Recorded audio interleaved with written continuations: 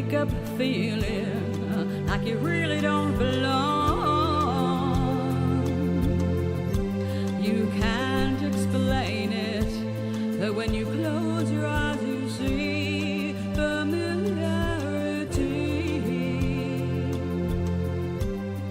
Are you dreaming, or on the edge of remembering?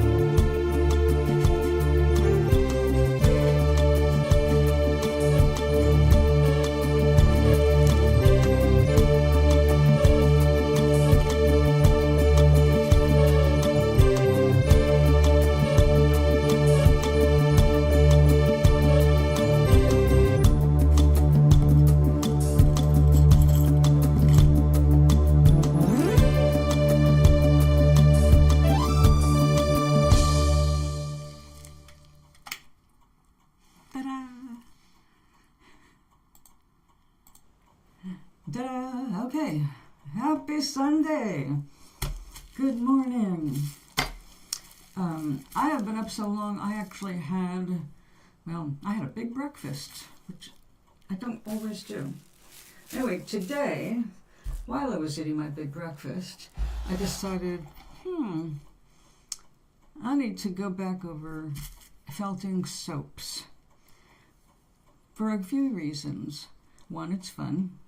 Two, I have a couple of soaps I paid a pretty penny for, and if you felt your soap, it'll last about 3 times longer. So if I want to stretch my money, at the same time get a good wash, this even takes the place of a loofah. That's right, it's exfoliating, it wicks away the moisture from the soap so it dries fast. Wool doesn't mold. Rinse it and there go your dead skin cells. I think we are going to love this. So our first one is actually the soap that I bought specifically for felting. Not to felt, but to use in felting because you need soap and water. Well, I found a way today that's even better than the first method I found that I was going to do. First method requires that you encase your soap in wool and then you put a stocking around it and you work it while it's in the stocking. But then you've got to take the stocking off, and if it has begun felting, that means you might pull a little bit of it up when you remove this. And I thought, well, okay, I haven't worn stockings in 20, 30 years now, but I remembered I got these little foot things for when I was feeling enthusiastic about buying shoes. Well, I never used them. They've been sitting in my closet useless for years. Well, now we have a use. But then I found an even easier way that does not include this, but instead uses a plastic bag that, like a stocking, if you're careful, you can use again and again. So I thought, let's try the plastic bag. It seems like a good way to start. So instead of having a big bowl of water to work with here at the table, I'm going to put the water in the bag with the felted soap, and we will work it from outside the bag. This should be fun. And then I also learned something that's great relief.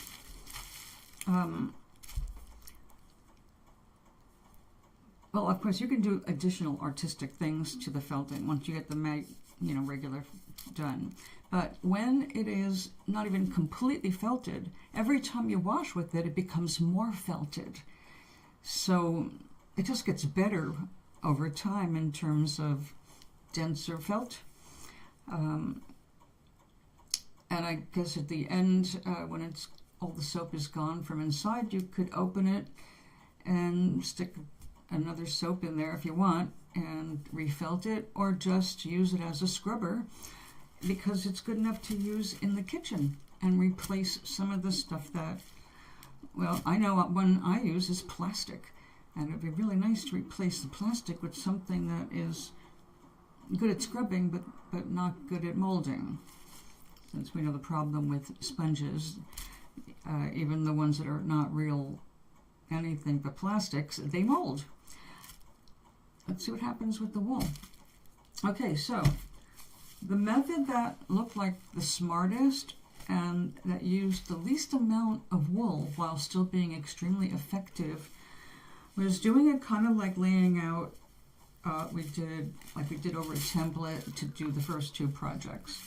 This one is finally dry. That's from yesterday. Now, I took 2 days to finish this because I got tired from working on the first one earlier, and I needed a break. So I let it sit overnight, only partially done and all wet. And then the next morning, yesterday morning, I came in and finished it. The thing is, I did not make it wide enough for the bowl to fit into. So I can't use it for the original intention. And now I'm looking at, well, what can I do with it? Because I really like how this came out. And I think the pattern is really pretty. I like my choice of colors, even though everything was limited to what came in that beginner's kit. And also I was limited by amounts. I used the last of the pink and the last of the yellow. 2 different yellows, actually. So, and all the last of the baby blue is just right there. And that's the only place it is because that was the last of it. So I have to figure out what I want to do with this. I can make it tighter by washing it inside out in a laundry bag. This is so cool. I can just run it with the regular wash. I use a very gentle detergent anyway. And well, you know what happens to wool when it hits a dryer, right? I think everybody at least once in their life makes a mistake of putting something woolen in the washer. It comes out good for a little baby doll, like a doll. I was brokenhearted when I did that to some of my first clothes. But I had not yet been taught how to handle clothes, how to wash it, dry it. No clue. I was just given some dimes and told to go in the bathroom, down the basement, laundry room, do your laundry. It's like, okay. I got some instruction after that. So I know, this being 100% pure wool, this is going to shrink some more after I put it through the wash. When you don't want it to shrink, it's cold water and block it, but wool just likes to shrink once it's going in the direction it likes to go in. So yeah, we're going to have some fun. Now here is my plain purified water. I still always use that. And since this is soap, it's going to make its own soap, and we want to not make it do too much soap because we don't want to melt this. You know, the idea is to do this. It takes about 5 minutes, the first felting part, and then 10 minutes for the finish up. Well, it's a very fast project once you get everything laid out. So this is the basic color. I'm going with this instead of a bunch of different colors right off the bat because I want to do some needle felting when it's done. And we've got the sample sizes of felt that we got in different colors. That's all you need. for needle felting. It doesn't take very much, whereas wet felting definitely gobbles it up.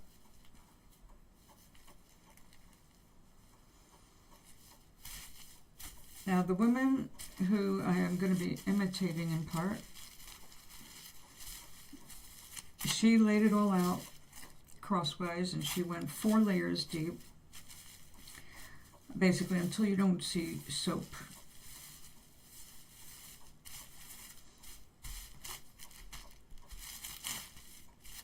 So we need some more, because you end up rolling it, wrapping it like a gift, and it's really poofy when you start, but then you start adding other things. Now I might go ahead and, you know, I did want to use this up as a decorative feature, because like perfect for felting as far as I'm concerned. One thread is just covered in this raw ended wool. I mean, it's just wild. It's just twisted up with some metal, and then the thread next to it is, or the yarn right next to it is just solid black, and I think that'll be a very nice colorful contrast, in addition to helping hold the whole package together. Another nice aspect of doing this, like I said, you can use it like a loofah, so it's nice in the summer when you want to, that's already rolled up there, take that apart some other point. In the summer when you get sweaty, you know, and get a little itchy,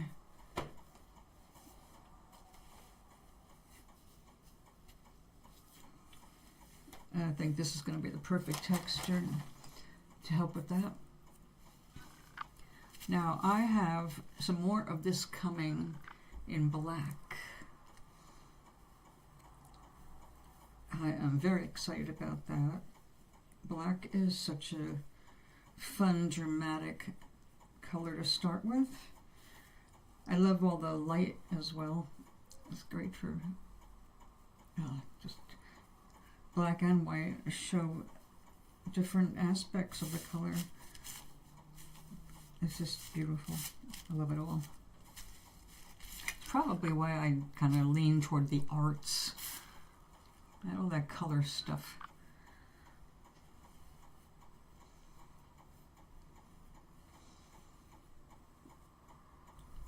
Now, for years and years, I used to go into fabric stores, even though I didn't sew, just to look and touch and see what's out there in fabric. And it was inevitable I would also end up going down the yarn aisles. Oh, always a little twinge of jealousy for all of those who are good with fiber.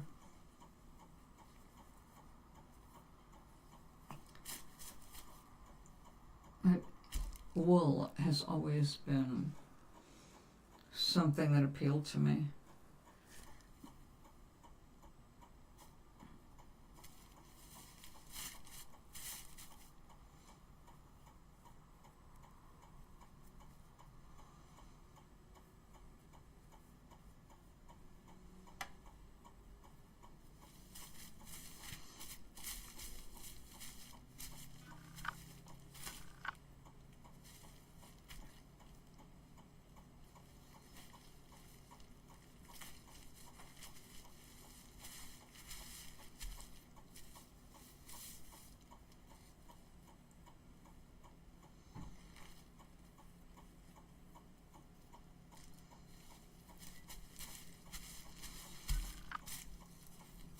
Now I can always pinch some off if I have what I feel is a little too much. But it looked like people were really adding quite a bit. A couple of them just like tore that off and just wrapped it right around without doing any feathering. Now, I don't know if they call it feathering. I call it feathering. They may call it feathering.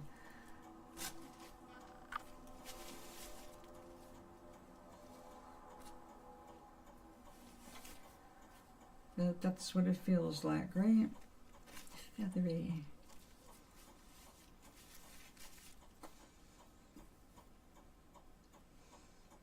Now, I have to watch myself at this age, because now that I have access to all the stuff I dreamed about having growing up,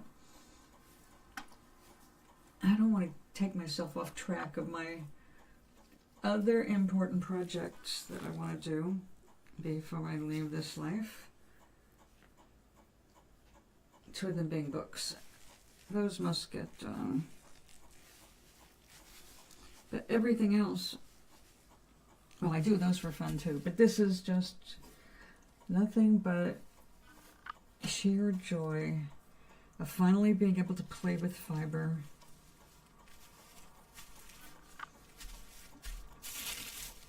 Okay, and I see a bare spot right there. Yep. Hey.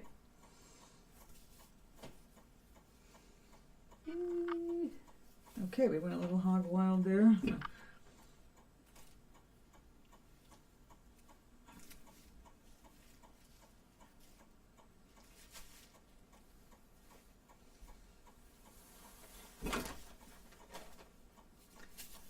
I'll have to be a little bit more careful there.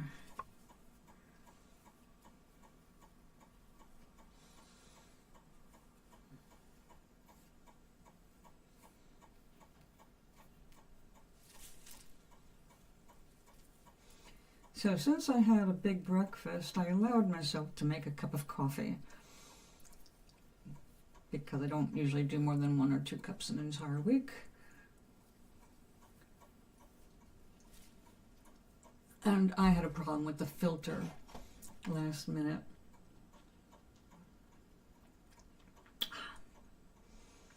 So I didn't get quite a full cup.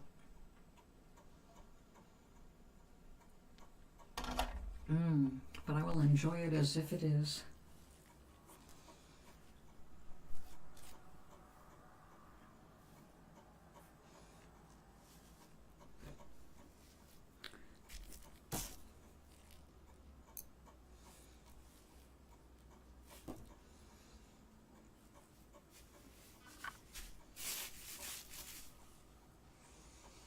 How convenient, I've got a window right here.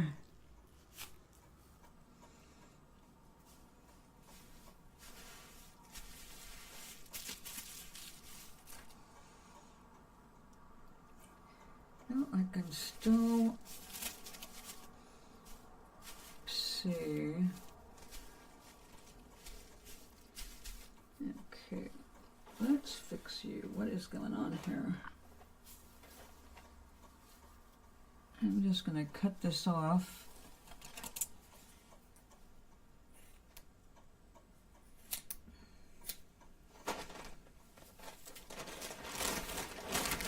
There.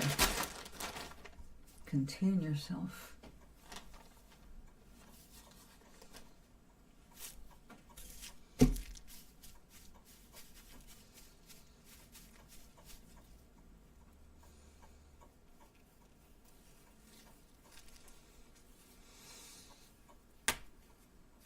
Oops, I'm popping the bubbles.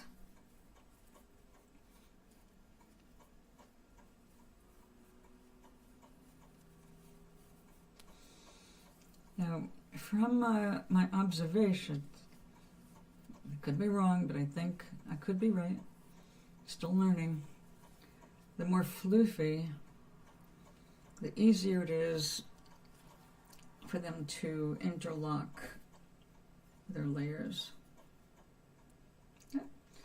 There was a black sheep in there.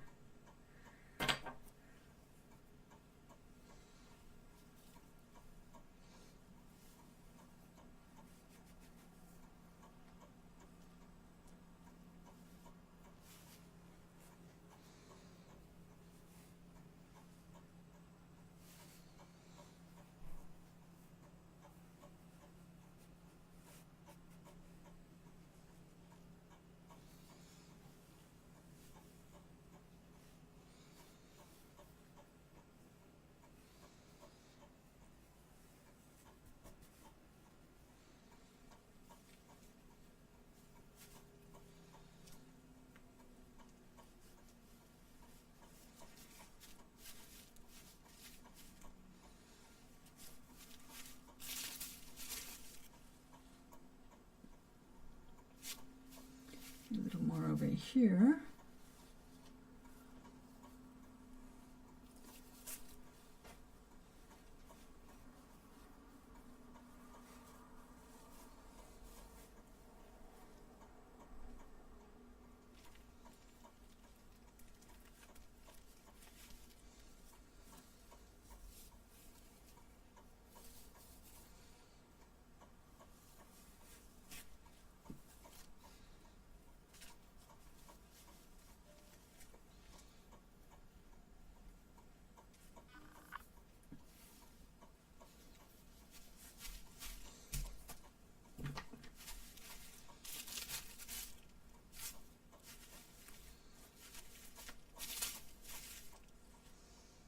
Oh, much better.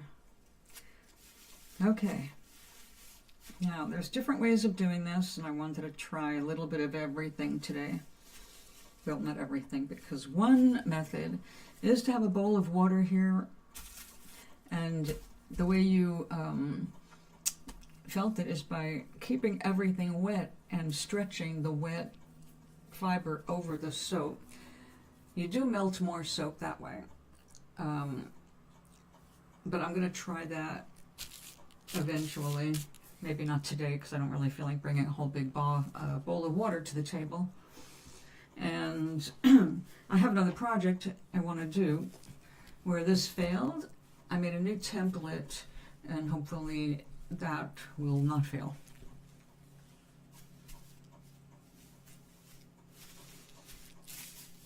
Okay, now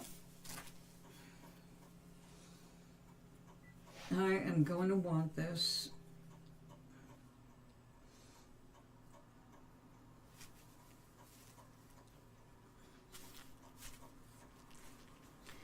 I should wrap it all first. We'll do the wrap first.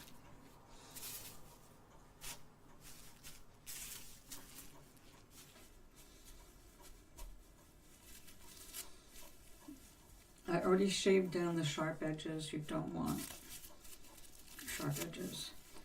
So it's basically, it's you roll it like a gift. You're wrapping a gift. And just bring it nice and tight.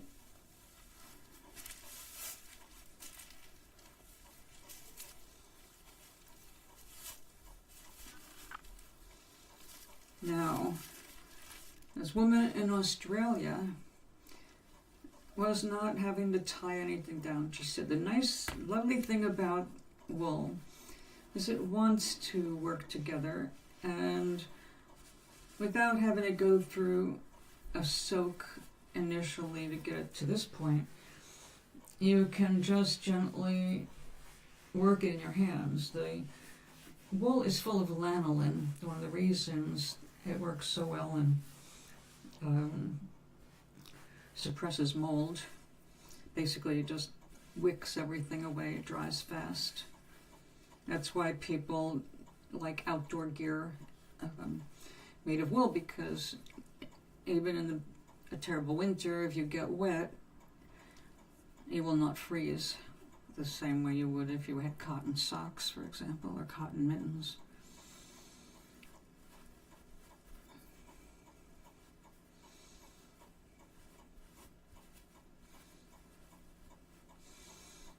Okay, so even without doing any felting to make anything stay, which is something I could do, I guess.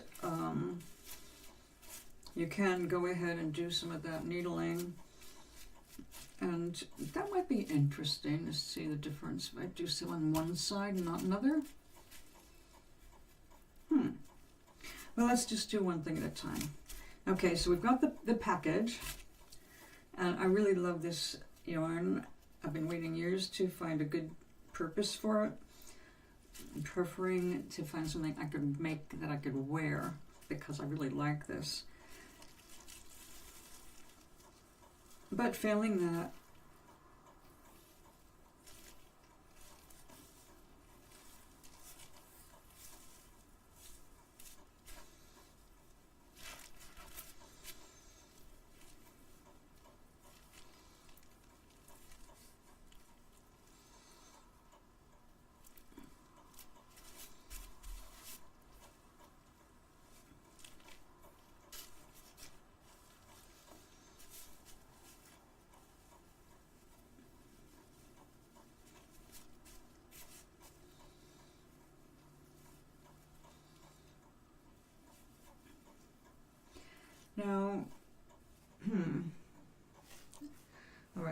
had to rethink that. If I make a knot,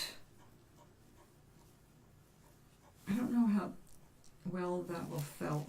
I should say, it'll felt just fine, I'm pretty sure. But will it shrink in the same rate that the wool it's felted to is shrinking? Might see something pop apart at some point, which would be not what I want. So just let it go dilly-dally around here. Maybe. Tuck it. Oh, that's an idea. Wait a second.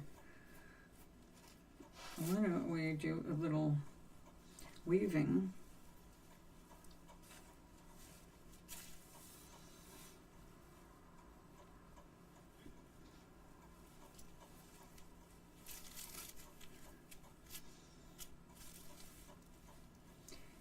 And yeah, let's do that. I like that idea. Ah, it's Gloria. Gloria, hello. How are you? I'm good.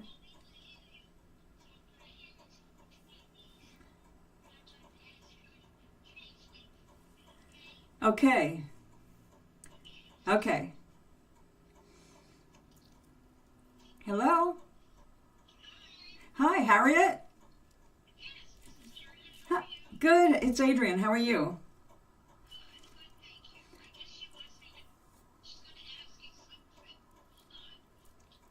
We have a translator.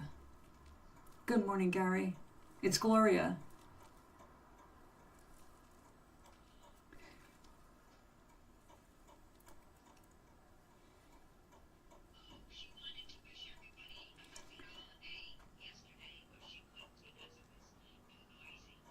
Oh, okay.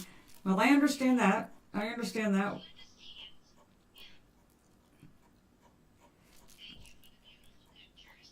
Did she get the bookmarker I made? With her initials on it?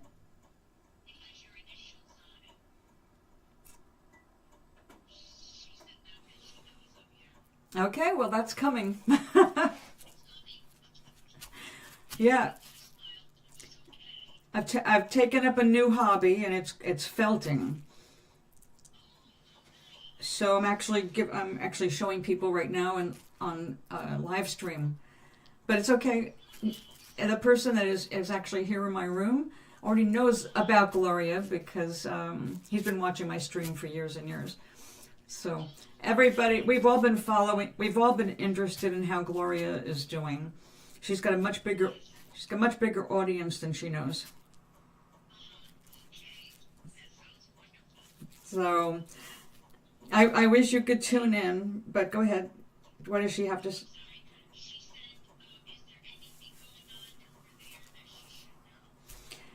That she should know? No. No. There's the only thing that's exciting is that we're now doing bingo twice a month instead of once a month.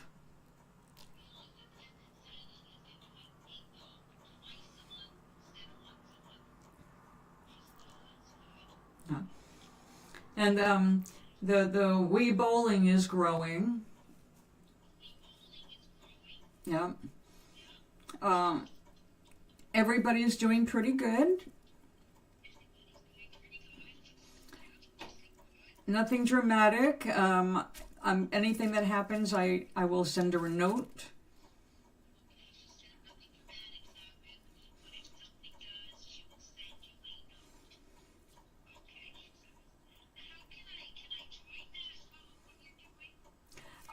I'm on YouTube right now, live on YouTube.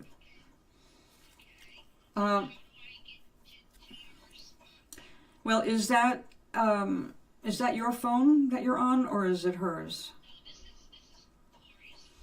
Okay. Okay. Well, you know how to get to YouTube? Okay. Yeah. Pencil. Okay. All like one word, but you have to capitalize each word. So it's the word call, C-A-L-L, me, and then Galen, like the girl Gail, Gailyn.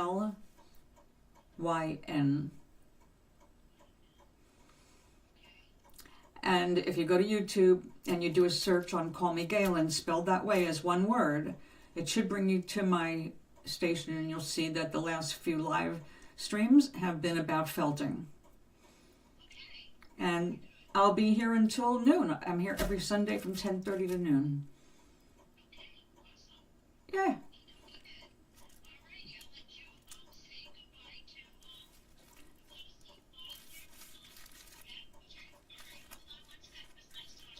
Same here, Harriet. Nice to speak to you. Okay, bye-bye.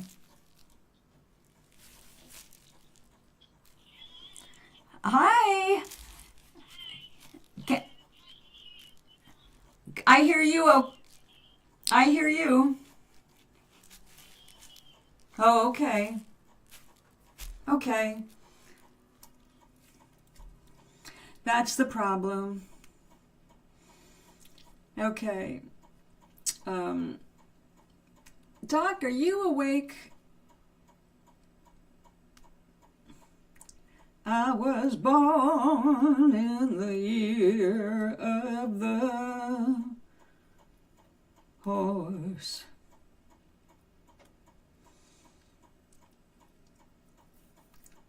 Maui sent me another video. Okay. Let me go back to my room. Community bingo at the library here. It's a great library, but I never go in. You should. You can make some friends there.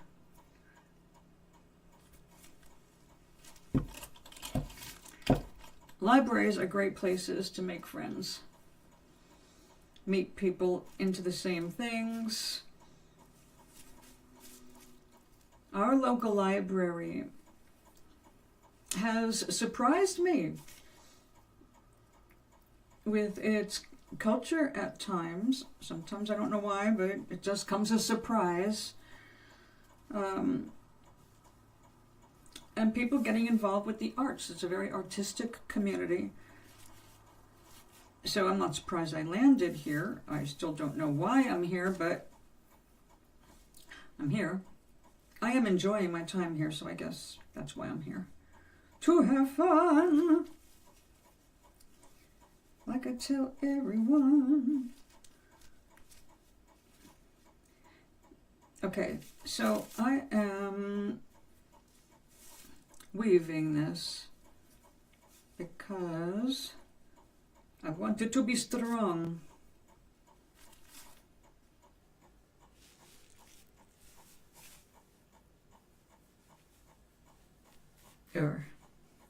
Stronger.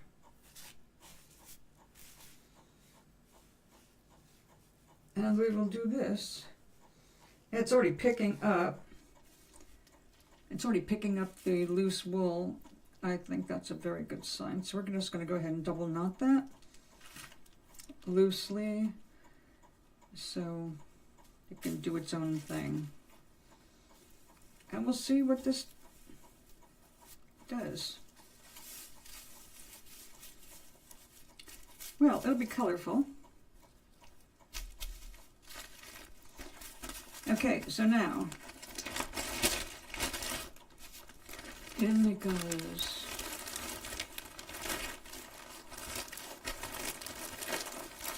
And instead of using soapy water like yesterday and like I'll be doing later, we're going to soak it in plain water.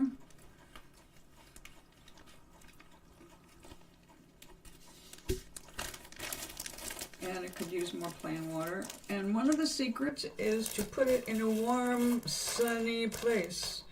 Solar felting, as it were. So it can get good and soak away.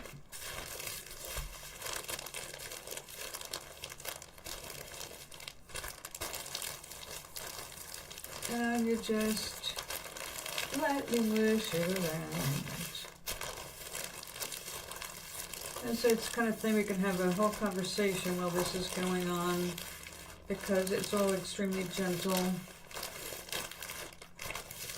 As you can see, there's no soap suds yet. We'll get to that as this gets more involved with itself.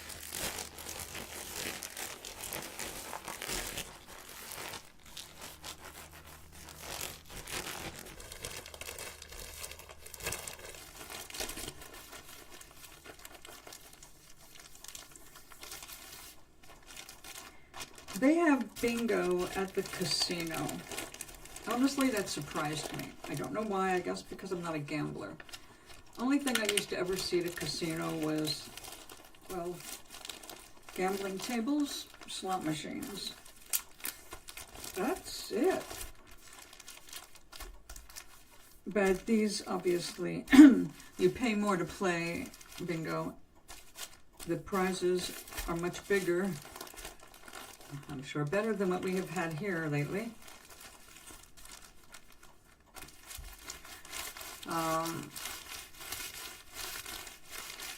In fact, I'm so disappointed right now with what we have to offer that I'm going to have my friend bring me to the dollar store. Now, the dollar store is not the greatest place, but I'm not a rich person. If you saw what they were giving us as gifts, I understand why the dollar store is just fine. And, you know, somebody is really in presentation. If I get, let's say, a cup and saucer for $1.25 now. $1.25 for the saucer, $1.25 for the cup. I can bring it home, I can wrap it, tie it together so it looks like a prize. I don't need a plastic unicorn that is good for a 4-year-old, or I don't know, how old are they when they learn not to put things in their mouths? Well, I guess any age, but when they know better than to eat a toy.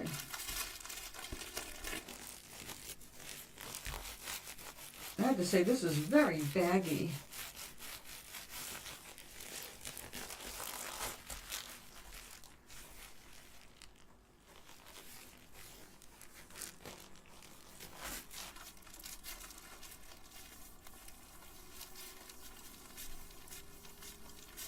They say, be gentle, like washing your face. It's a gentle process. You're kind of nurturing the threads to join together, become as one. Now, one thing I did not test this yarn for was bleeding. So if we have some of that, that's going to be not what I wanted, but probably interesting.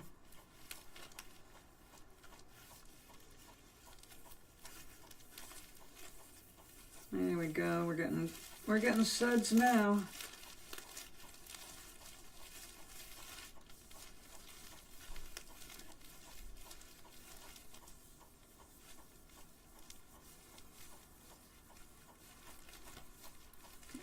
I remember always at the casino. Yeah.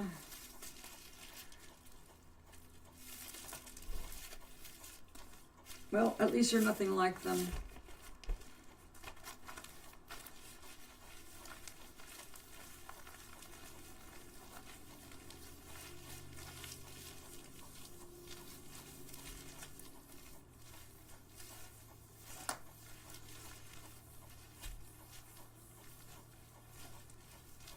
If you were going to write a new story for yourself, what would it be? What would you do that'd be different? Go back to that age when you first met, and instead of going out, you did something else. Can you imagine doing something else that'd be better?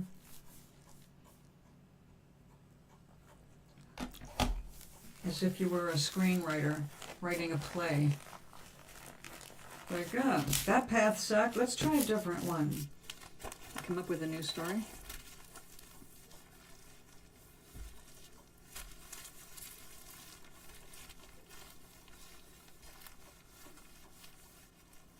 No, it's funny.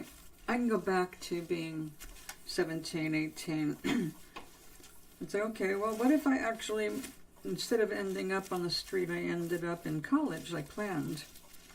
What if I did go ahead and get that degree? I am sure I would have had an interesting time. I have family in the related industries. I probably could have gotten into researching. But now on this end of it, with the amount of time that has passed and the discoveries that have been made, I realized that had I gotten my wish and studied biology, I would not have learned what I was seeking, because that was only discovered 10 years ago. So I would have spent all those years a bit frustrated, I think, not being able to find it. You would have stayed single. Okay, imagine what it's like to be single. What would you have done for fun? What would have been, I think, well, as it turned out, I mean, if I was going to do it all over again, I don't know how much I would really do different. Definitely when it comes to relationships, that would where the changes would have been. But as it turns out, I really like doing different things. I've never been the kind of person that wants to spend 20 years doing one job. Aside from writing and music and art, those are the only three things I've loved my entire life. And, people along the way, but, excuse me. If I had, if we'd gone back, 40, 50 years, we would have different kinds of things where people actually had the money to send you off to France to study this or Italy to study that. Oh, I would have thrived in that kind of an environment. Definitely. But on my own, I gave music a shot and then realized I didn't like being away from my own home. I'm not a good traveler when it comes to my music. I played in New York and I had a good time doing the gig, but I didn't like being in the city and then having to drive home, etc., etc. I didn't like being out of my own bed. And I realized I don't have the kind of personality given to that kind of fame and fortune. Or in so many cases, as we've seen, misfortune. Looks like I missed a whole bunch of stuff I didn't need to experience either. Well, we know what you wouldn't have done. I know what I wouldn't have done, but the point is, what would you do? Let's say right now you can go back and be 20 years younger, Gary.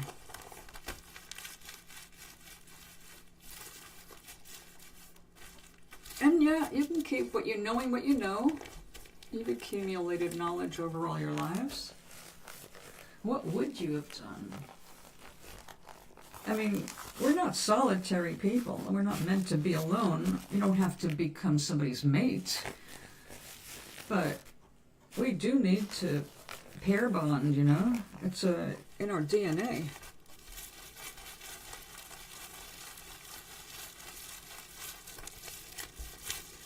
So I still would have done music like I did. And I did spend years promoting other artists and encouraging them. I didn't do it my whole life. I went and got married and took myself out of that scene. But I still encouraged people wherever I was. Poets, artists. We did open mic nights in a cafe I played at to get people to come out and display their talents. I think it's important to help other people achieve their dreams or explore them. So, if you were 19 today, what would you do?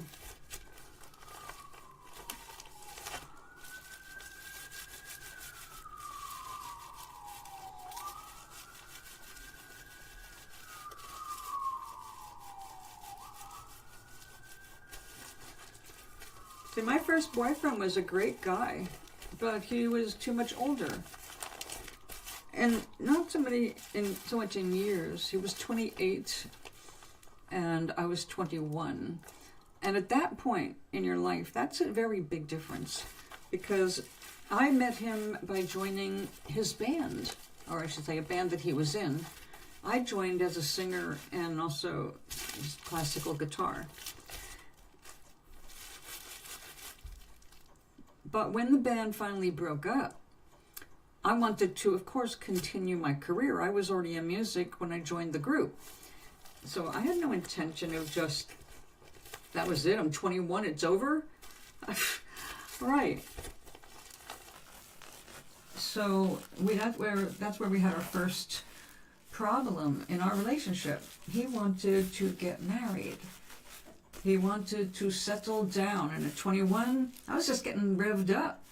I did not want to settle down. I wanted to write music and perform music. And that was pretty much at that time all I really wanted to do.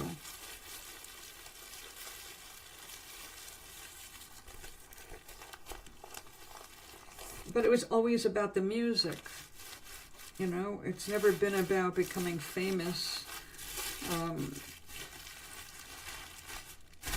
There was a brief time, you know, when everybody in the group, when I say group, I mean the CSA, entertained the hope of becoming famous, selling a song that would become a hit. Because that's a nice piece of pocket change if you wrote the music and the lyrics.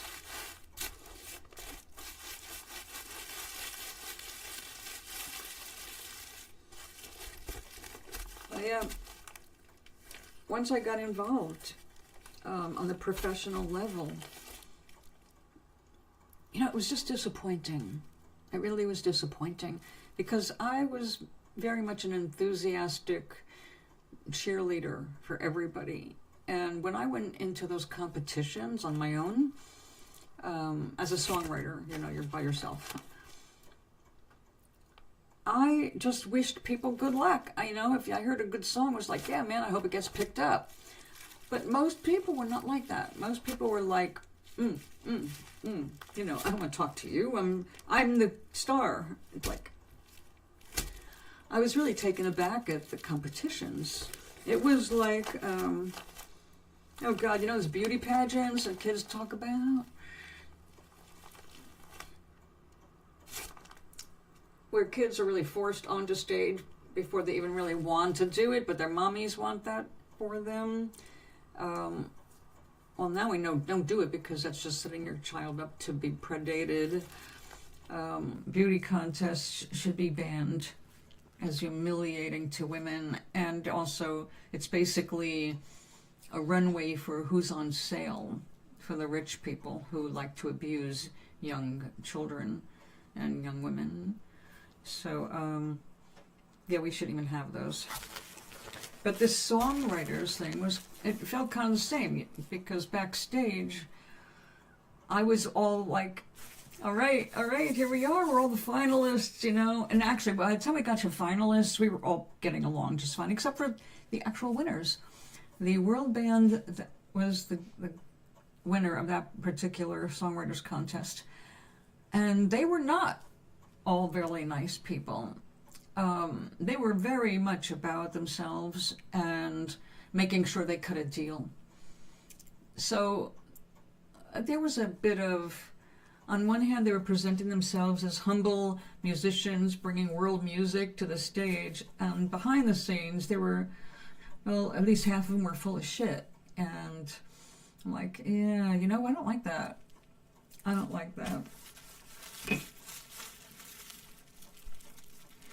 If you dwell on the past, you can't bring the past to life, and all you do is keep your chemistry there where nothing good is going to happen. Life sucked for you back then. Why would you want to go back there and try to rewrite it? It's much more important to live forward, because you can't change the past. You only have tomorrow. You don't have yesterday. Okay, I have to rinse this out and squeeze it as dry as I can get it and bring it back here to finish the process by hand, for which we will have a towel and gloves, which I'll put on now because my hands do not need constant exposure to soap.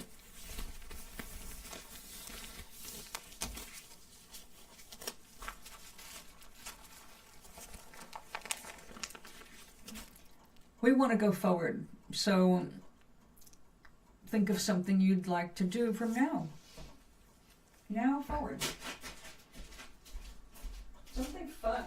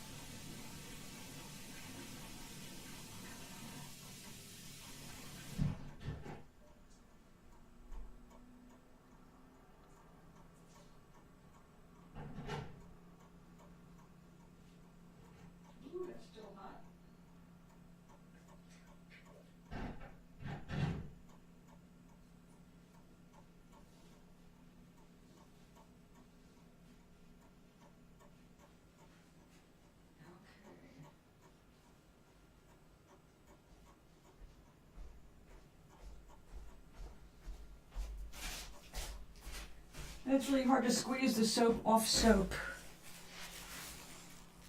I'm preventing thinking about that by not talking about that whatsoever.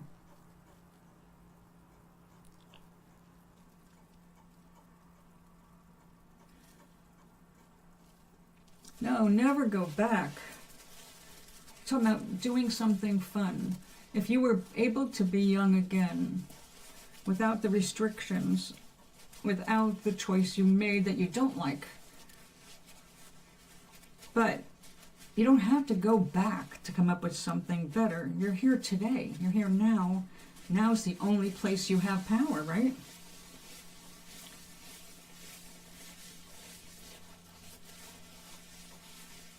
Like if you wanted to teach yourself how to sew clothing for your dolls, you could learn. It's not too late. If you wanted to learn anything, Gary, to try something new, to step outside of whatever your boundaries have been and try something different. Yeah, I could make that tighter.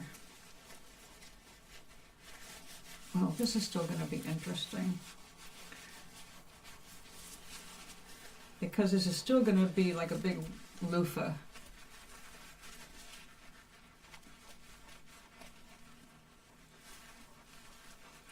Now, I'd like not to be making all of this so suds.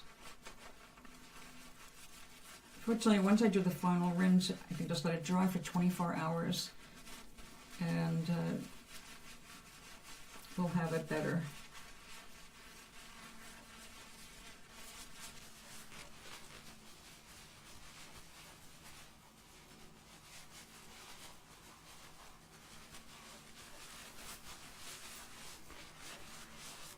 Yep, we are making plenty of soap. Now this soap happens to be actually pretty nice for your skin. It is a coconut oil soap with no fragrance added, and it's as pure as I was able to get. Like I said, I bought it specifically for felting, my felter projects.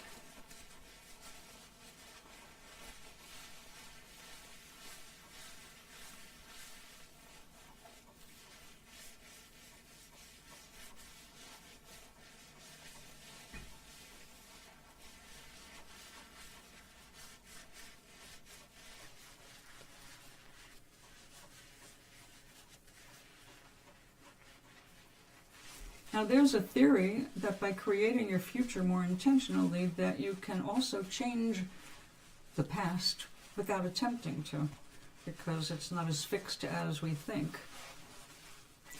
I find that interesting to think about only briefly.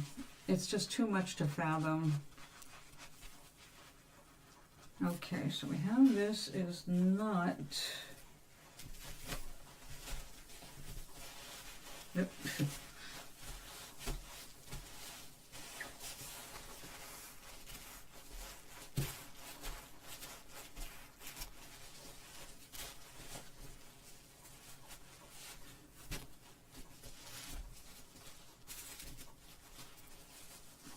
Okay, this is gonna be oversized, I think, but I'm gonna let it dry. Oh, no, not yet.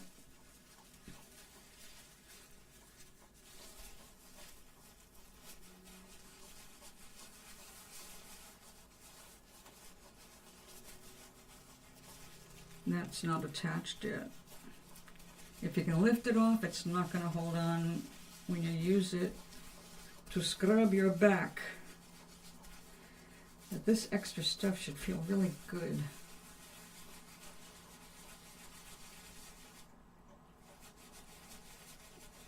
Is it the consistency? Oh no, it's soft. It's like a wet sweater. Or towel. Very soft. Mushy. But it still has too much give, which means it's not felted yet.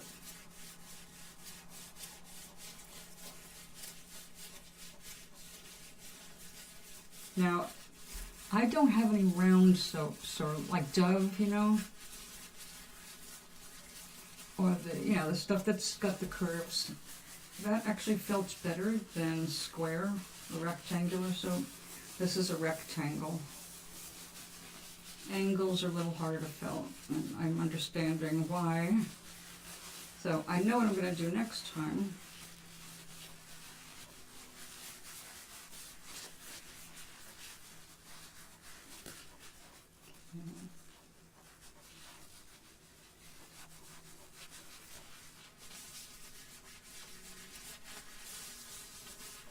And I said the other method is by dipping the soap in water and then dragging your felt, your wool over it. And that is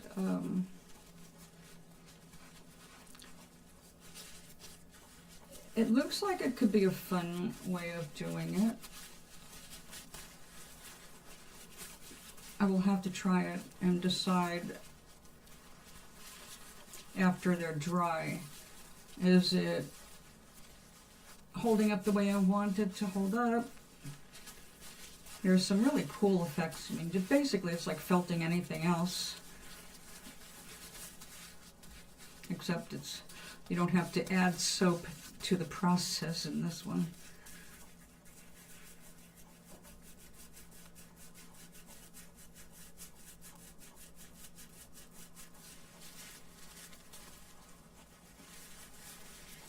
Now, I'd probably make that stick better if I layer some more floof on it. But I'd rather not.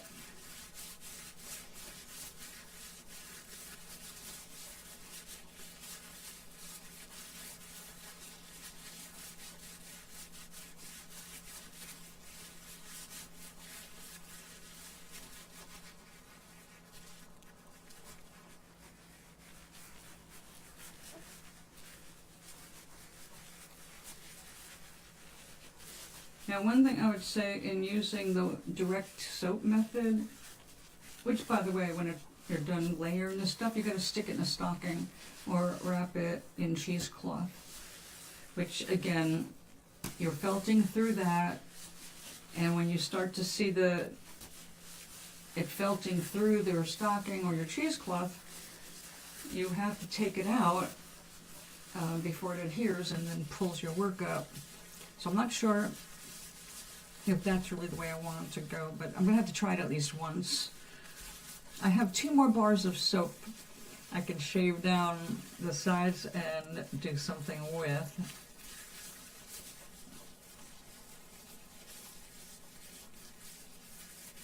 Now, I see that there's notes behind the thing. If you are texting me, please stop.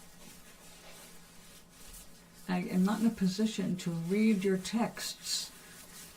If it's important, come into the room and say something.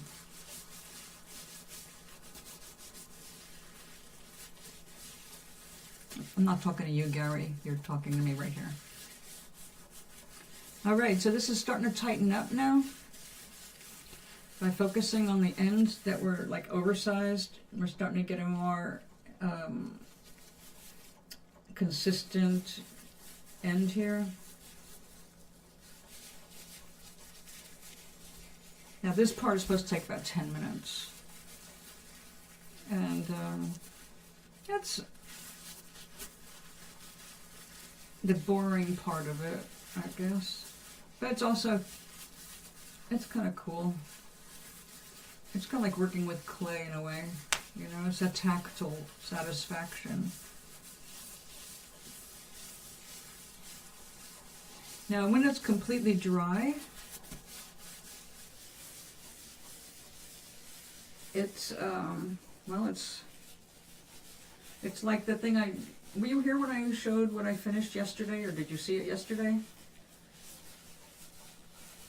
What was going to be my bowl bag and turned it into a clutch.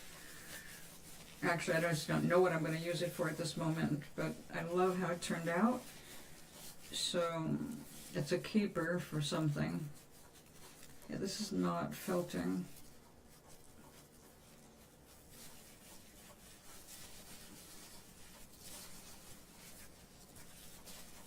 Well, that's working.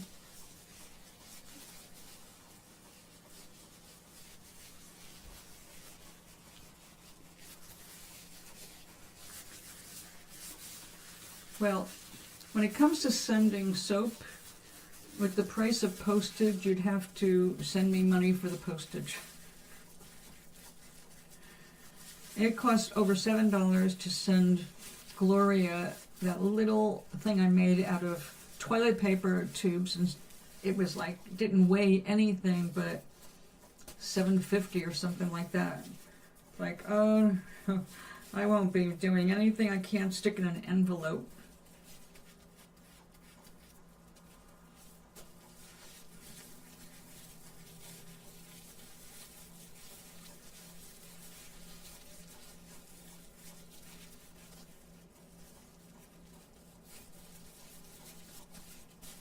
I understand why people are starting to charge for things the way they're actually supposed to. Nice things do cost money because they're made with individual care or attention, and you know, anything mass produced is going to lack that extra detail to attention, or attention to detail rather. Dyslexia. Okay, so I've got a couple pieces here that are not felting properly, and I really like them, so rather than do anything to undermine them, I'm going to kind of flatten them out. And we're going to go ahead and see if we can attach a little bit more wool and felt it down. Since it's not dry, I'm hoping to see a success here.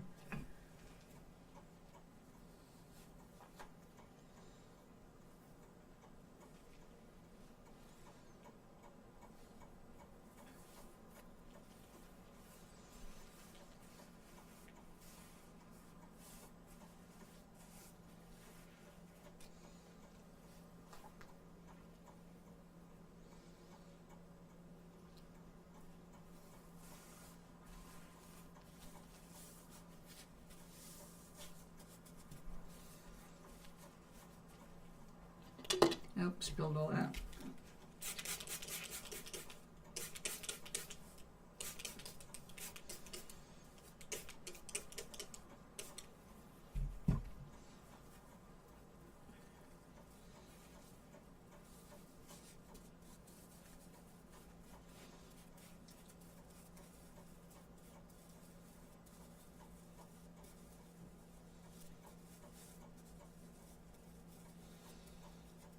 Yeah, it's very delicate touch. This is not something that requires strength, which is nice to know.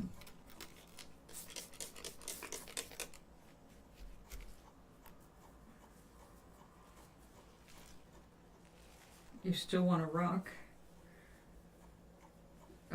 You can PayPal me using my email address.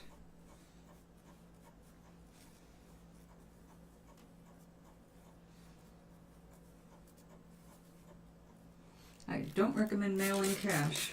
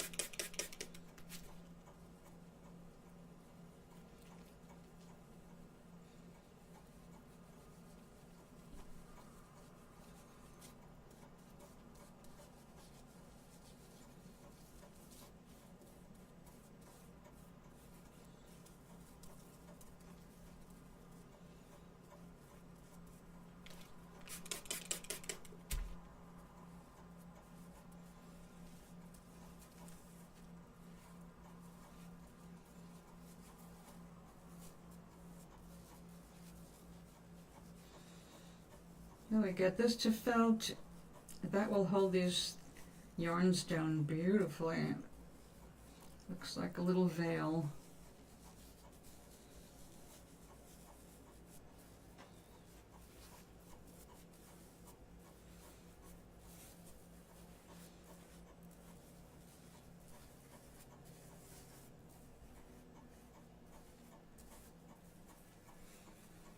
I'm going to have to get some of this on the back too. It's kind of like spider webs.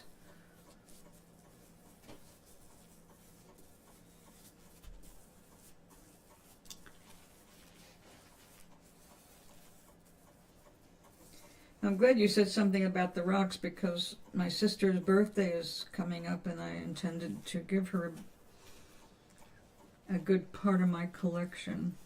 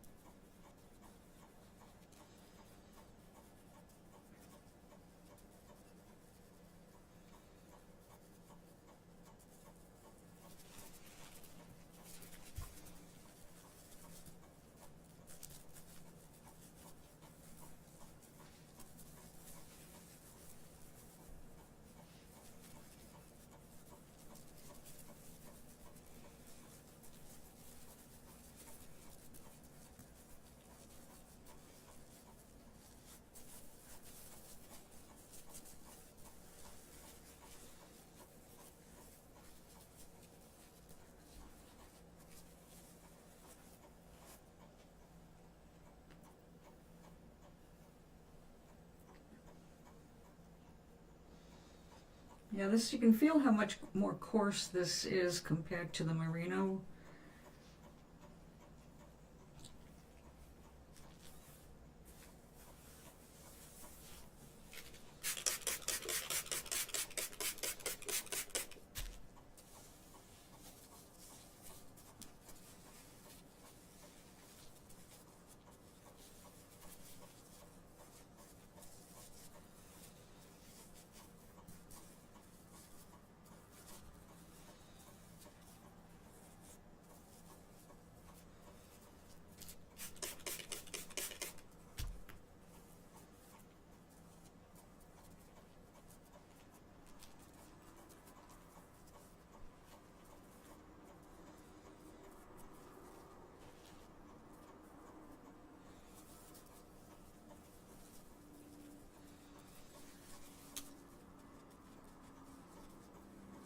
Okay, now I think that it should go back in the plastic bag for some gentle manipulation.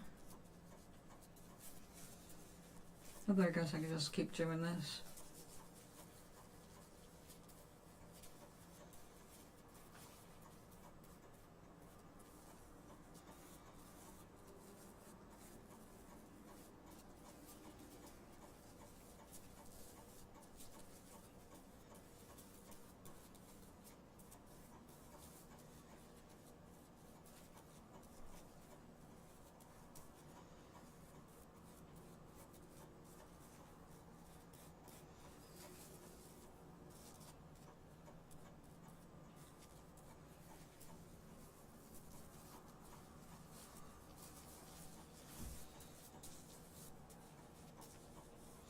I think this will be pretty when it's done.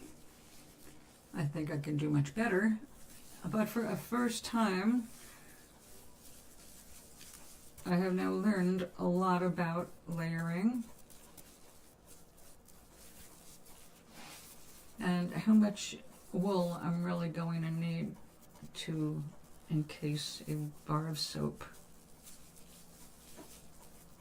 Now, I imagine if you were doing like little ones, that could look really cool to do the wet technique, because then if there's a pattern on the soap, like a flowered soap, you can get that wool to form to that pattern.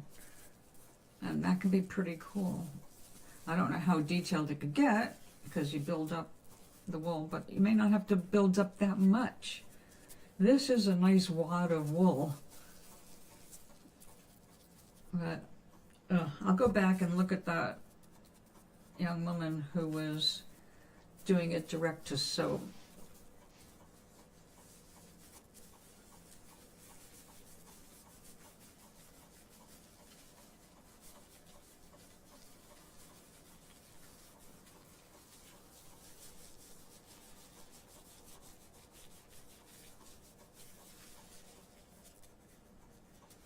Can't get rough with it.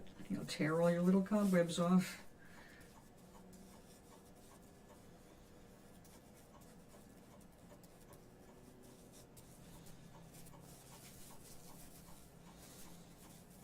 Now, I don't think I have enough sun to do a sun cure that helps it shrink. But I think it's doing a good job on its own. I was starting to get concerned that the ends were not going to shorten up. They were hanging off because there's so much when you wrap that around. But that turned out pretty good. Excuse me.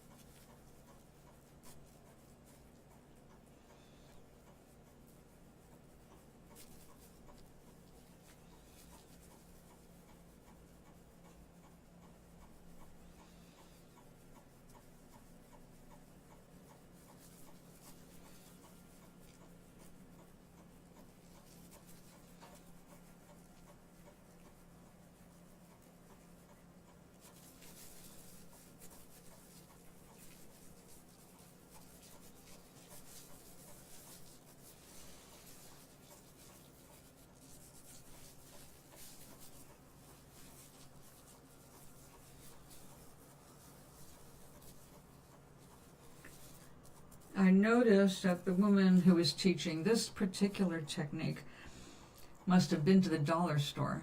She had a bunch of Yardley lavender soaps ready to go. Like, I know where to get that.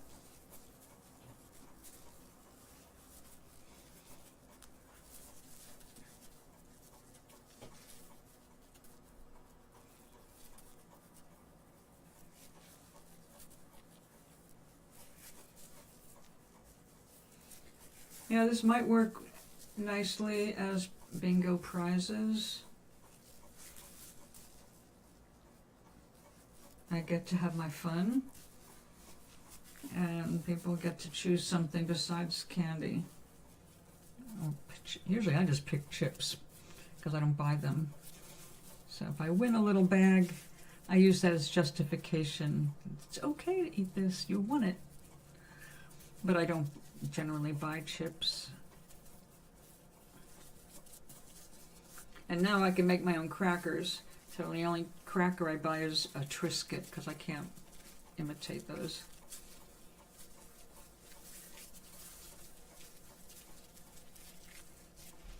Could you set it into a cookie cutter? No.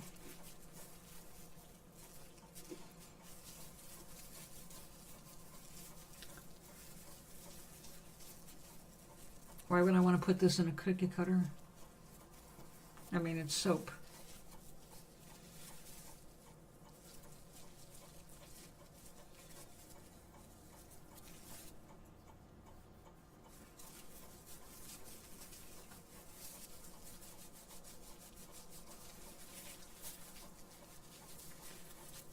Okay, we're almost done. It would have actually been done, but I added extra to it, which has to get worked back into it. Now, when I hit this with some hot water, that should help shrink it right up.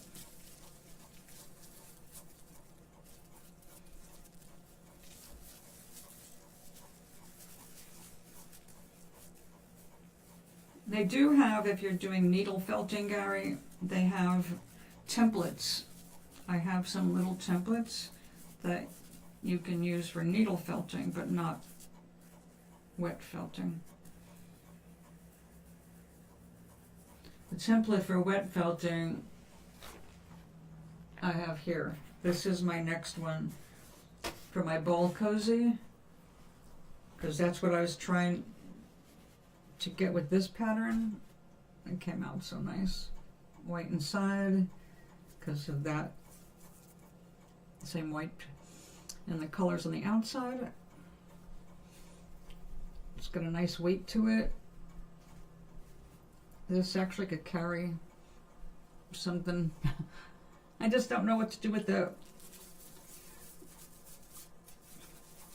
I can turn it into a clutch, but I don't use clutches. I need things that hang on ropes around the shoulder, you know?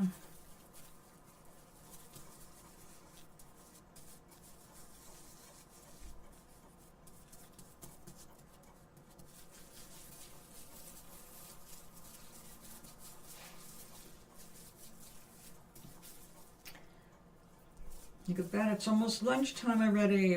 Okay, so it took an hour and a half to do this. And that's all phases of it except for trimming the soap, which I did before I brought it to the table. And it looks kind of like a mummy. When all of this is finished felting, we'll let this dry out and take a look at it tomorrow. Right now, like I said, it's still felting, so it's still a little fuzzy. But I'm going to put it in the plastic bag, which I left in the kitchen.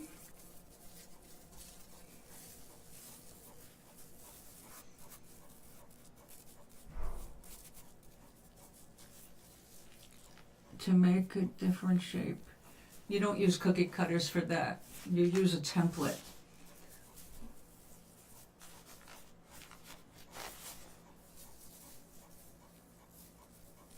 You can't cut through this. Okay, it's like trying to cut through a sweater with a cookie cutter. It's not going to work. I'll show you what a felting template looks like. And again, it's for needle pointing. It's not for needle felting. It's not for wet felting. Wet felting, you need room.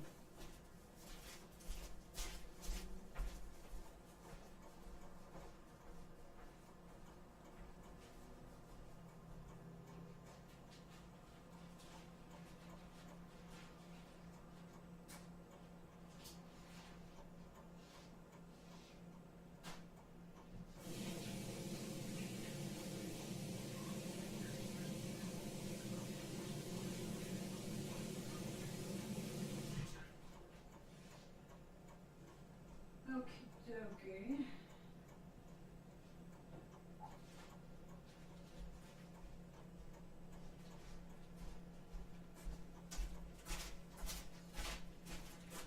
All right, aside from baking a loaf of bread for a neighbor, I will be working here today. Oops. Yes. We need to fill that again. Because I want to make this. Now that I know what not to do, I want to try what I should be doing. But now we've got this in a plastic bag again, so it'll be a little easier to, and gentler, to rub that last coat of wool back in. So you sit here for a few, and I will show Gary what the templates look like.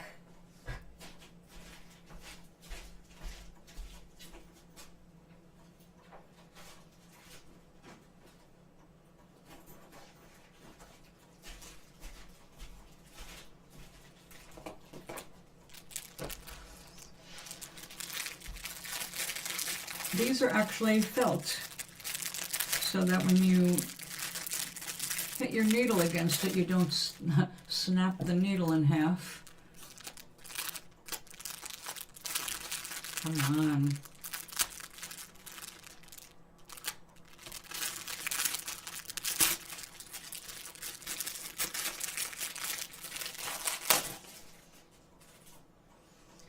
So you lay this over, let's say there's your little paw prints and bones, and you needle inside. You fill this little spot with the wool and you tamp it down. So when I do the next soap that I want to decorate with needle felting, we have our little stars, hearts, clouds, butterflies, and fish, and whales. Or more fish. And I think that's dogs. Little dogs. And a teddy bear of some kind, or maybe a face. Can't be positive about anything right now, but yeah.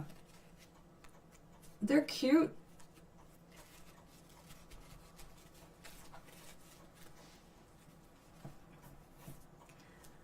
But you have to remember also that wet felting shrinks quite a bit. You have to compensate for that. I did not compensate enough when I did this. I should have been more out like that, like it is now. So that will be my top, and I already measured my bowl to make sure that I'll be able to get that sucker in here. But after this is pulled out, I'll be able to put the bowl in there and then start forming it around the bowl itself to make sure that it does what it's supposed to. So this one too is going to begin with the plain white, because this is, I've got the most of this. It is a good insulator, so it'll be perfect for a hot oatmeal bowl cozy.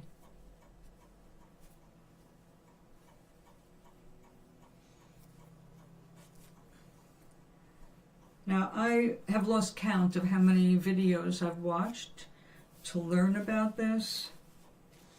One thing I definitely need to invest in, just for my own satisfaction. I mean, I can still go ahead and keep doing it without knowing exactly what I'm doing, but I would love to get a book on felting that goes through all the different needles and why you use different needles for what, different sizes, different shapes, different wools, different editions, all that stuff. Do you remember Northlight art books? I sold them, and I loved that line. It was one of the best teaching book companies. I had their acrylic paint book, and it showed you all the different brushes and the kinds of strokes they made, showed you the different paints and how to blend them. It taught you so much about working with acrylics. It showed you all the different techniques you could use to get texture and shading and all that stuff. It was just page after page out of ideas of what you could do with acrylic paint and canvas, and different textures on the canvas, different mediums you could mix with the acrylics. So it was a brilliant book. The problem was that although they were awesome books, they were expensive. Northlight had its own little inner circle kind of a club, and you just didn't, I just couldn't sell enough of them to keep it going. But they had, you name your art, they had a book to go with it. I don't know about the felting, because back then we weren't carrying felting supplies. Looking back, it's kind of surprising, but then again, we didn't do textiles. We did fine art supplies, oil paints, acrylics, pastels, clays, things like that. And sign painter stuff, because that was still, people did signs by hand, learning to do lettering by hand. Now everything's computerized and punched out and peeled off and glued on, and it's like doesn't take any of the talent that it used to. So with every new skill, you know, there's a learning curve, and there's things to be learned. And I really love this whole thing with textiles, but mostly wool, and I can't wait to try different animals, like alpaca. There's different hair lengths, and not everything works the same way. So I want to learn all about those, and if I could get a book on textiles that's as excellent as the Northlight books were, I would definitely want that in my library at this point. So I'll be doing some book searching today. I think books are always a good investment.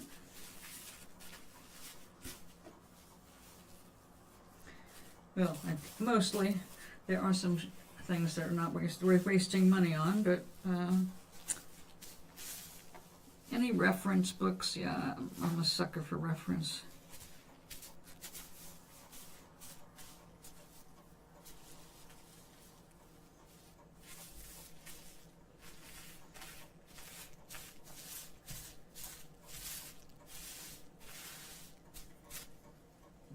Now, I did order combs for my yarn.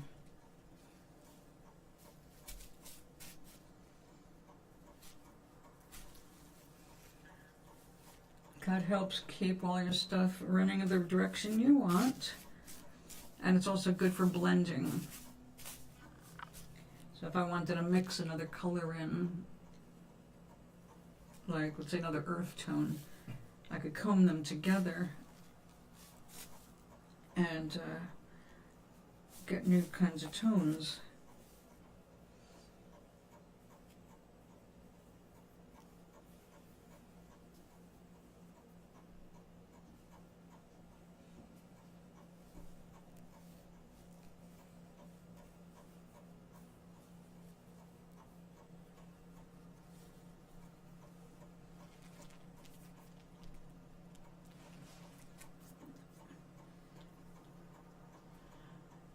Indeed. Or it takes all kinds to make the world go round. All right, so let's get started. Even though I should be going to lunch, what the hell, I usually run over anyway.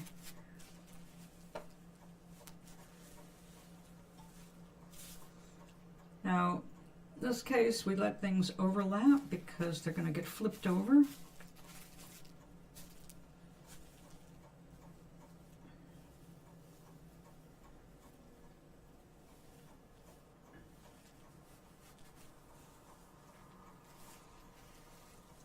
Come in there a little closer. So it's like very fluffy, kind of cloud-like.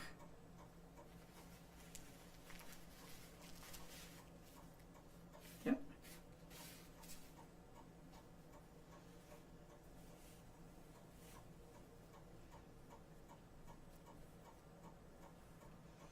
That's something a comb would have taken care of.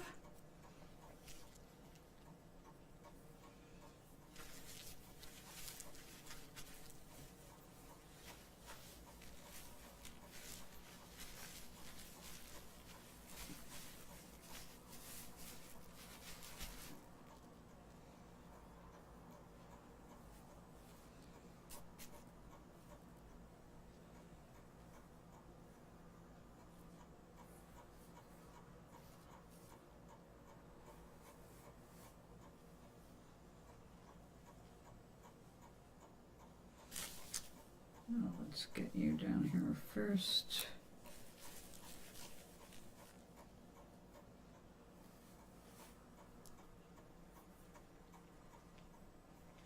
Oh, yeah. So they got to Georgia. I heard that they were threatening Texas and Louisiana, Mississippi. I didn't hear Georgia. But then our chance of snow doubled overnight, so I don't know what to expect.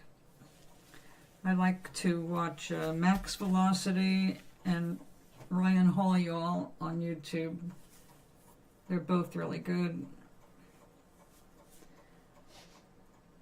Good details, good information.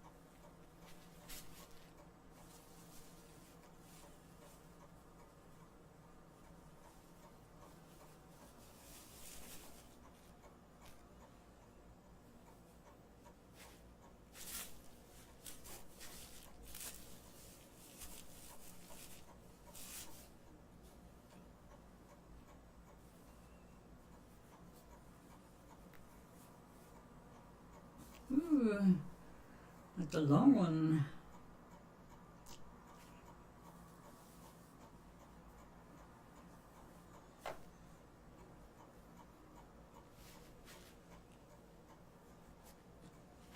Very long one.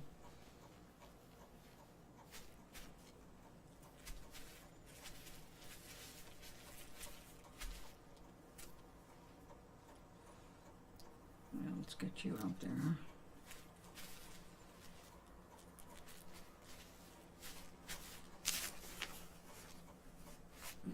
I've got a ways to go.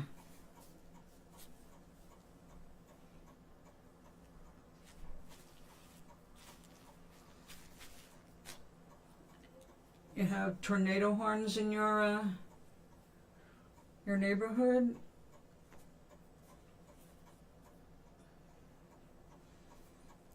You have a quick act plan for you and your cats?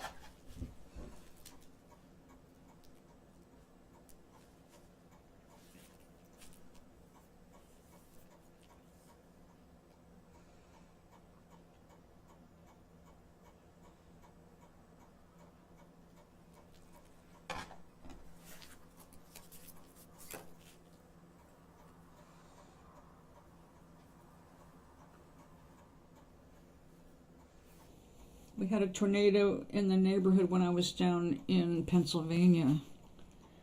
And we got ourselves and the dogs down into the basement. And although we never did see a tornado, we did hear what sounded like a train.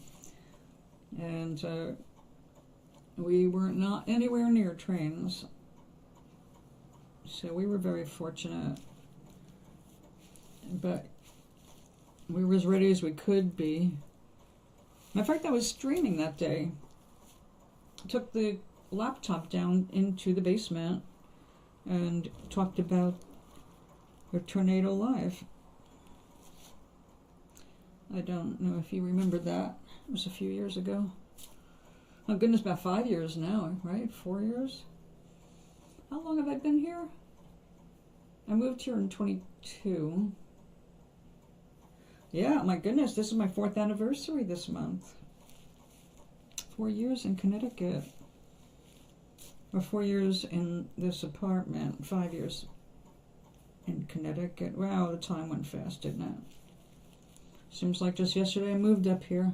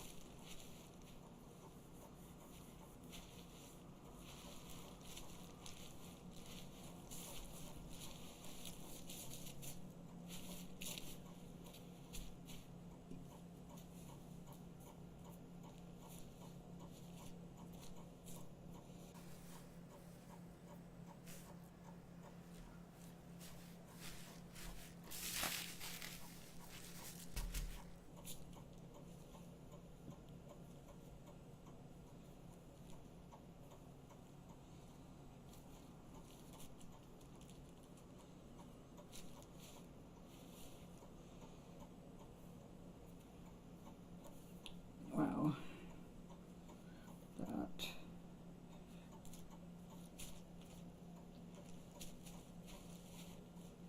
Let me hold this up again.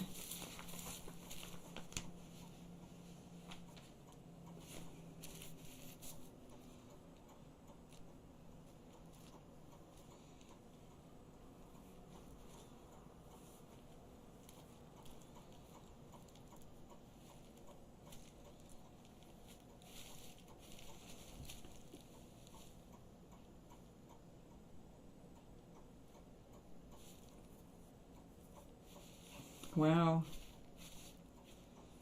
Close calls, I guess, huh? Well, I hope you stay safe, of course. I have a Yawbot. Where's my Yawbot? WeatherWise. The WeatherWise app has wow, they're amazing. They're all over the world now. Okay, let's take a look. Oh my God. Yep, I see it. Jacksonville, Florida area is also in danger. It looks like it's got a big circle around it. Tallahassee.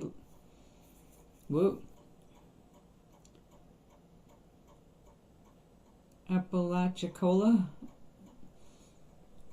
Valdosta, Tallahassee. Wow. Yeah, that looks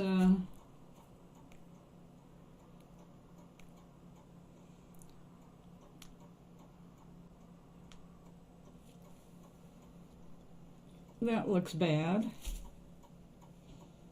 That's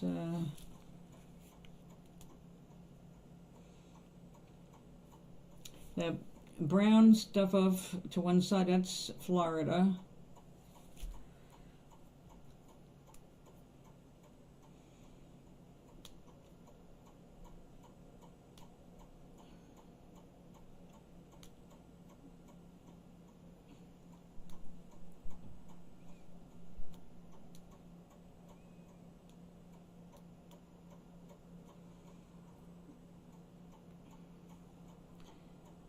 All right, and you sent me messages.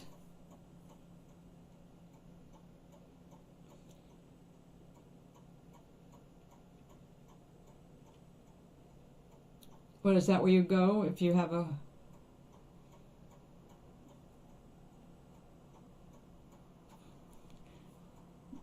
Oh, that's your library.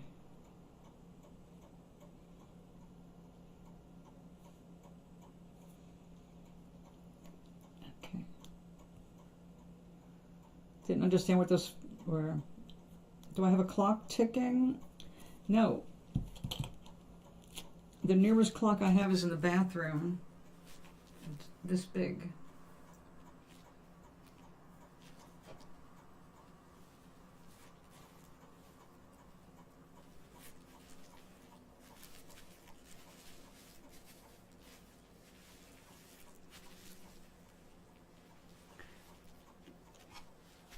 Sounds like a full work week, right? Monday through Friday.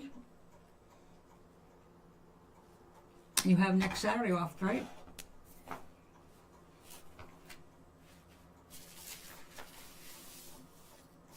Okay, let's take a look at this.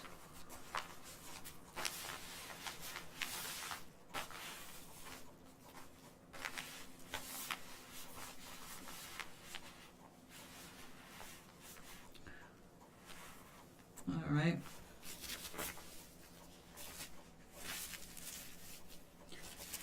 It must get very wet now. So I'm going to wait until I come back for the second session. I think it's time for me to go and make myself some food.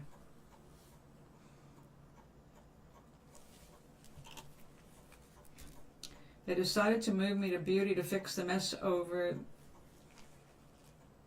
that people aren't taken care of. What did you say?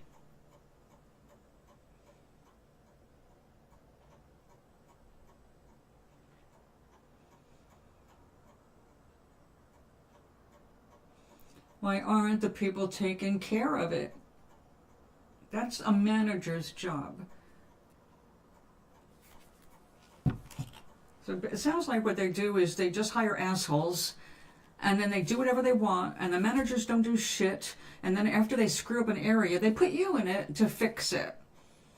And then they change you again the next time someone screws up in another department. You're the cleanup boy.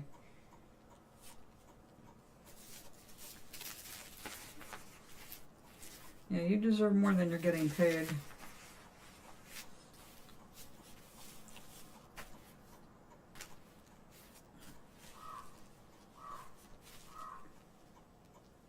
My friends are here.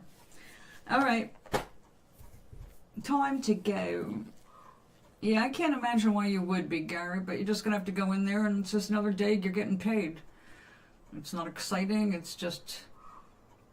You know what to do, and you can probably do it faster than anybody else in the damn store, including the manager.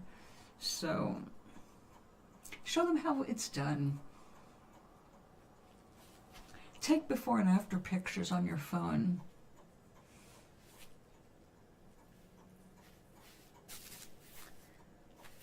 Get enough of portfolios of before and after, you could probably get a job doing window dressing.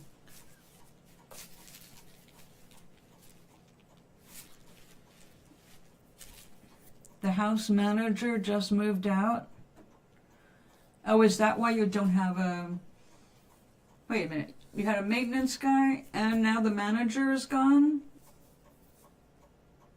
Well, who owns it?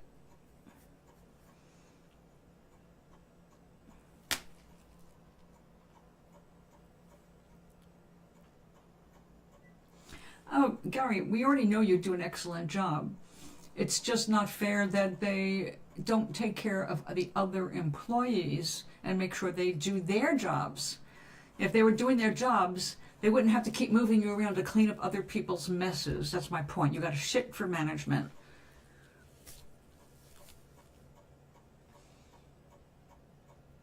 Oh, nice. Keep your alerts up for the storms. So what are you going to do, Doc?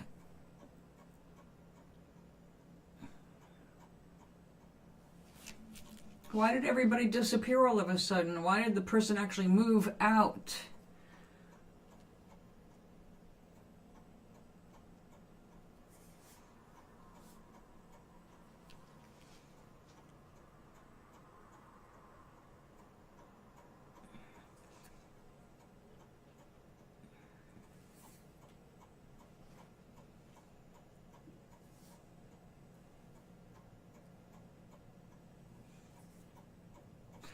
You need to get some answers. You need to know who to turn to if they have no management. What the hell is going on? Who are you paying rent to?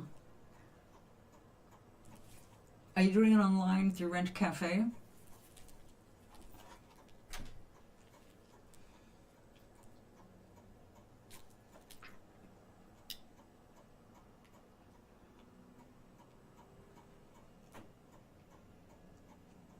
They have to have management. That's your basics in having apartment buildings that other people live in besides yourself. You have to have management. You have to have somebody taking care of the property. You know the rules. The question is, who can you talk to about it?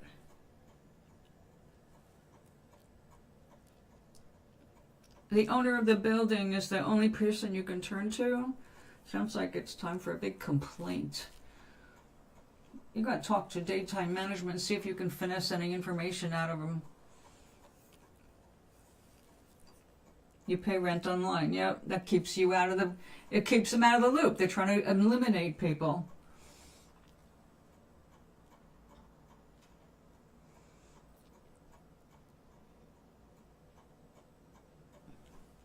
Wait. Who are you talking about, Gary? Who's they? Like the boy who has his mom? A fuss at the managers.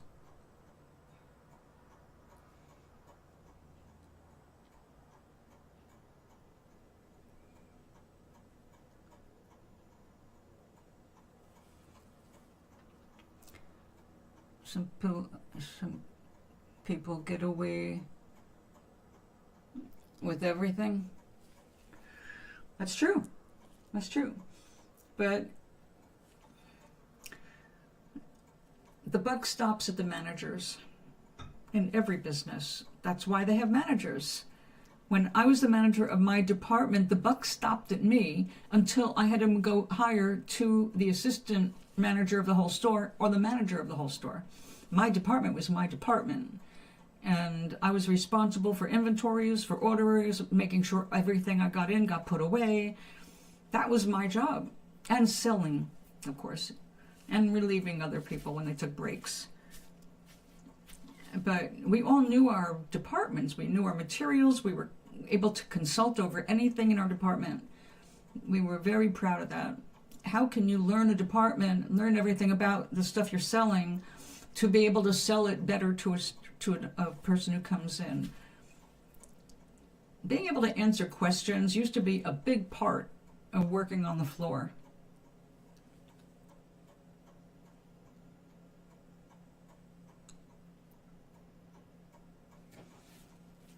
Yeah, but one of you is doing it with work, and one of you is doing it with your apartment. Well, you're never going to call management in for something the cat scratched anyway. Of course, the problem is if something breaks. And hopefully your building is new enough where that's not a big issue. I mean, how often does a toilet have a problem in your building?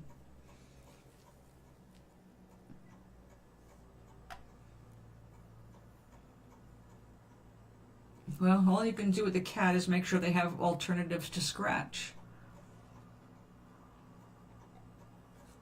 a reward attached to something you want them to scratch, and something when you don't want them to scratch. We used to use cayenne pepper.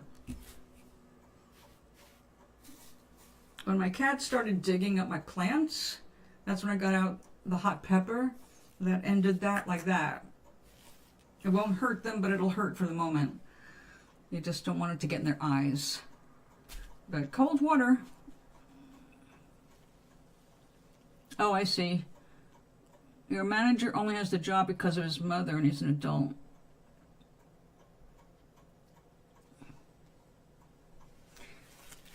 And he doesn't do his job. Maybe somebody needs to complain to his mother. You know, your son is not doing his job. Maybe you could talk to him.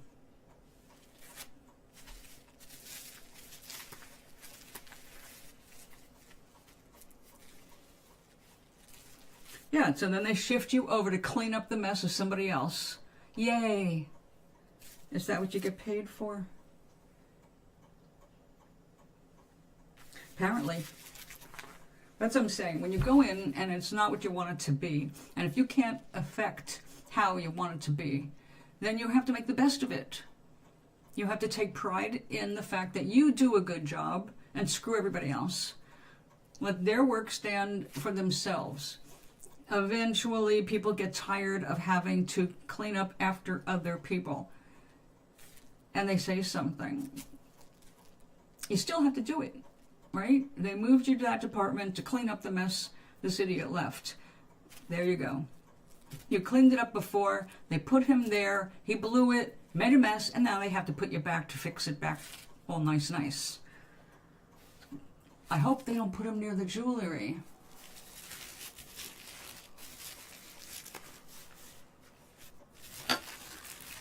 Hey.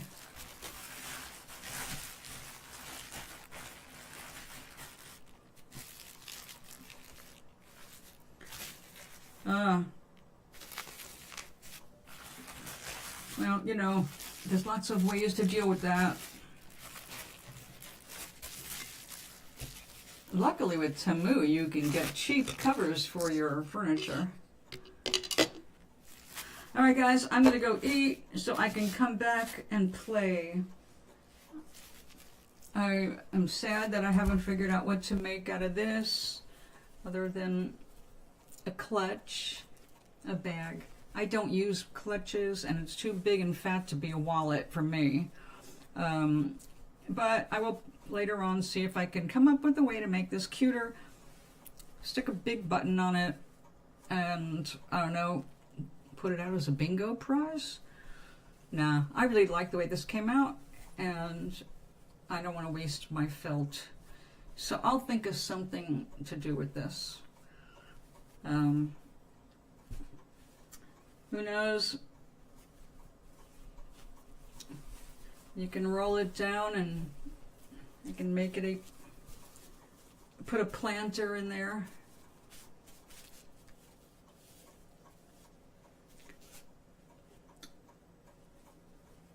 I can cut this off and turn them into buttons.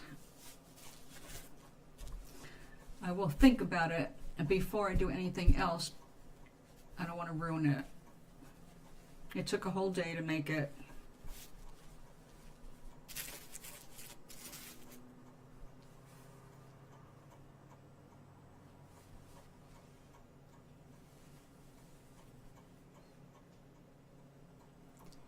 Oh, he was mean to people and one doesn't ever. Oh no. No, you don't let it get to you. That's what I'm saying. He's going to do what he's going to do and he's going to reap the rewards or the consequences of his deeds or lack thereof. We always do. We always get exactly what we believe we deserve. That's why you see complete assholes getting way more than they deserve. They believe it. When you believe you're worthy of enjoying your life, when you believe that you deserve to have a good time, you'll have more and more of a good time and you'll get more and more coming into your life. But if you don't think you're worthy or you don't deserve it, You're just holding it all up. It's you holding it up, not the universe. The universe will do whatever you are open for.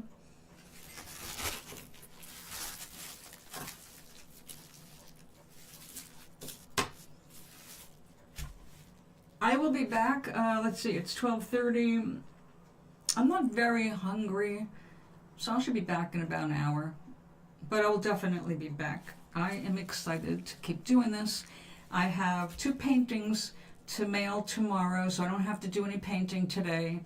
After those go out in the mail, though, I'm going to need to put the felt away long enough to do a few paintings.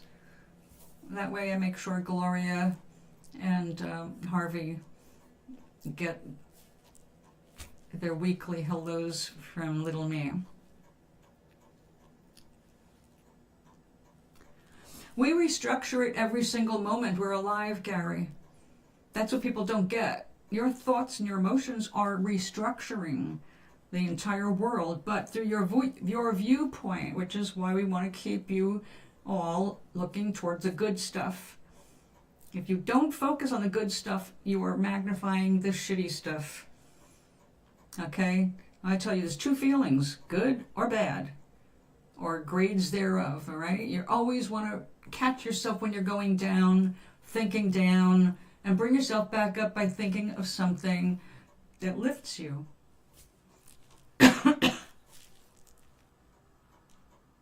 go to work with joy, and that's it. That's it. It's about you. It's about what you feel inside. You are attracting. That's your point of attraction. What other people do, you can observe. You can't help it, okay? And initially, humans have an emotional reaction to every single thing that we see. But we grade how much we put out because it's exhausting if we had a huge reaction to every single thing we see. Water! Oh my God, it's water! Okay? Obviously, that's a little over the top about my water. But if I was someone who hadn't had a drink of water in 24 hours, you'd understand why I was so excited, right? But if I'm walking around feeling like there's no water, no water, no water, no water, I won't see it. Because my brain is saying there's no water. Even if there is, I'm not going to see it until I say, oh, I bet there is water. Or if there's no water, there's no water yet. There's no water yet. Leave it open for the universe to fill it in. So we restructure everything in our futures with every single emotion and choice we make. We are vibration.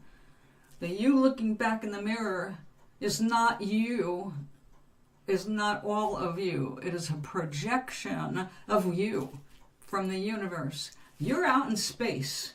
We are way out, okay? Way out there. We're the aliens in a sense. And we project into this planet, cellular level up. We have created this cell by cell, moment by moment, emotion by emotion. So if you will pay attention to what you're feeling, you will start to restructure your world in a direction you'd like it to go instead of the way you are observing it go. You don't have to try and restructure the whole planet. It's not your job. Your job is to get focused on what makes you feel the best you can feel. What brings your energy up into that level of joy? Remember, our natural self, our nature is compassion, love. That's us. The only way to reach those levels is through the heart. We cannot get there all the time because we're in a human body, and human vibrations are very low in order to manifest here on this planet. It's a third dimension. It's way slower than what we are coming from, where things are so fast before I can even snap my fingers are snapped, okay? It's like bam. Super, super, super, super fast. We can't even calculate how fast. But every time we make a choice, every time we make a move, everything shifts with us. The whole universe shifts with us. It's a cooperative universe. We are all, each one of us, cooperative components in everybody's lives.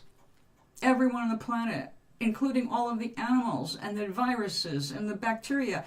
everything. We are part of everything. We don't have the brains to feel the consciousness that it is surrounding us, because it'd be too much. The human brain can't handle all that. You're having a hard enough time just handling being one person. Imagine if you were able to just tap in constantly to what you're really connected with, which is everything.